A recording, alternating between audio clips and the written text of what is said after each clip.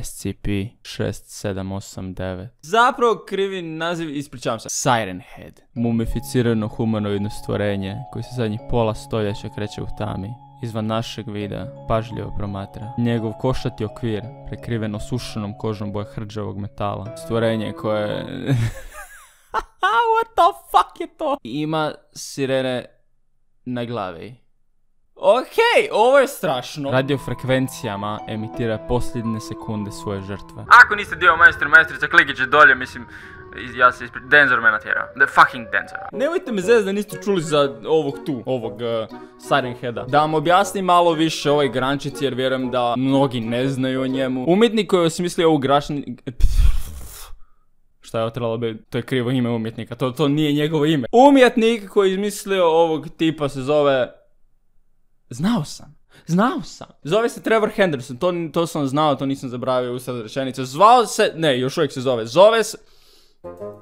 Trevor Henderson. On kao osoba koja je kao izmislila sve to opisuje Siren Heada kao mumificirano stvorenje nalik čovjeku koji je visoko 40 foot! Sjajno, apsolutno odlično. Koliko je 40 foot? Google to zna, čekaj malo. Aha.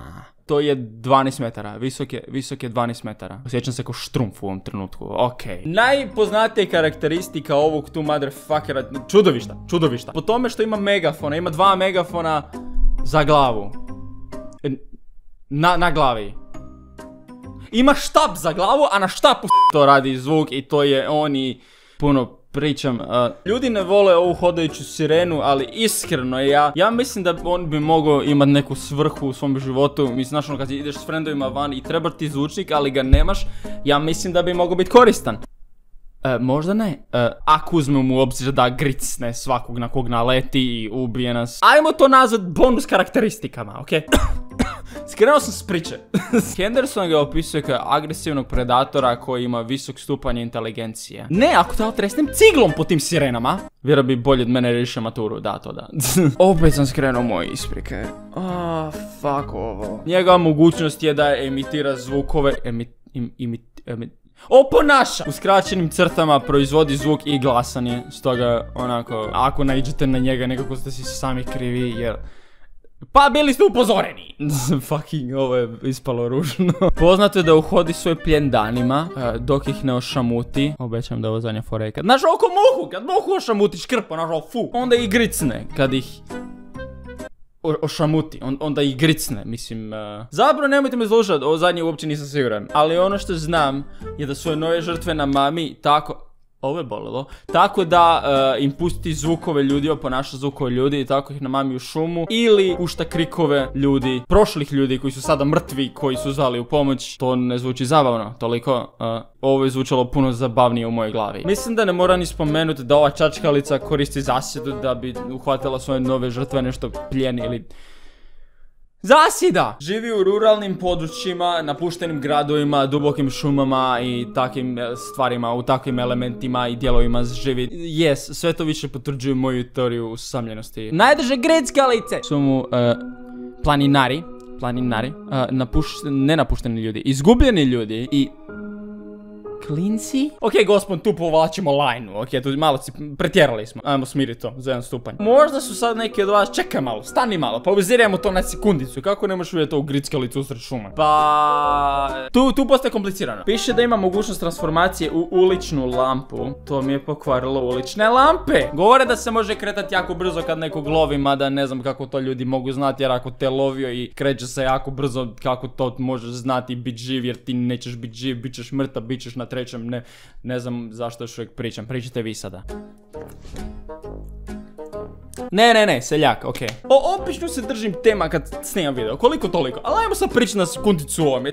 30 je stupnja, kako da normalno snimam? Usafto sam se. Neću toliko ulaziti u povijest i kad su ga prvi put vidjeli u javnosti, zbog toga što ima jako puno podataka na ovoj temi, ali jako puno je netočnih i nisam se mogao odabrati u koji želim vjerovati, stoga da vam ne govorim krive stvari. Prvo viđenje Siren Heada je bilo 1966. godine, ali, ne želim reći pogrešno, ali ili je to bilo na groblju i turisti turisti su ga primijetili kako se uzdiže iz grobova, ili je to bilo na cesti u Arizoni. Uglavnom to je to. Sve što znamo o njegovoj povijesti, da vam ne govorim krivo. Jedino kako su ga ljudi opisali je da se stopio u uličnu lampu. Sad, ako ste trenutačno vani, u šumi ili u nekom napuštenom gradu i gledate ovaj video, kakva slučajnost. Sve što trebate napraviti je ako vidite Sirenheada i niste sigurni da li to taj pravi, on ima zube u svojim megafonima, u sirenama. Stoga, ako imate sekundicu prije nego umrete, dajte pogledajte da li ima zube u sirenama, jer ako ima, you're fucked. Ako nema, pa isto ste fucked, ali barem ćete znati. I možete staviti komentar odmah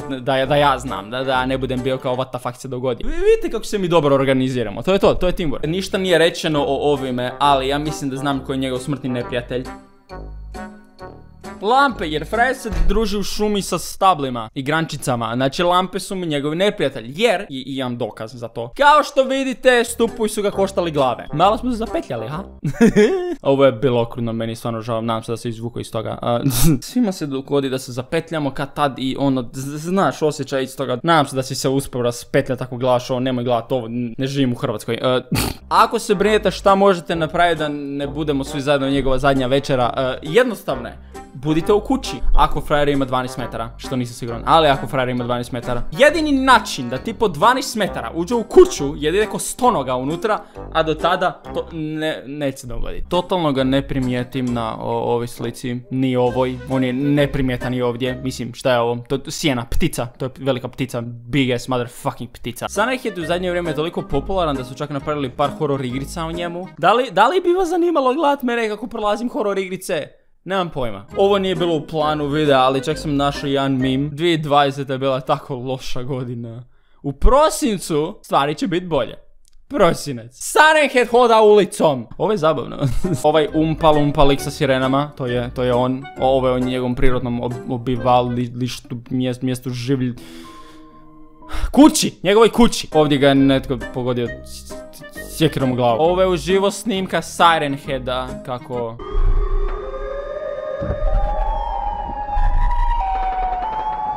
hoda ulicom. Ove on vjerojatno u 3 ujutro nakon što je bio u klubu. Nemam pojma. Vidim povezanost, definitivno vidim povezanost. Ne možeš me zezati da je netko zapravo napravio Sirenhead default dance, ozbiljno.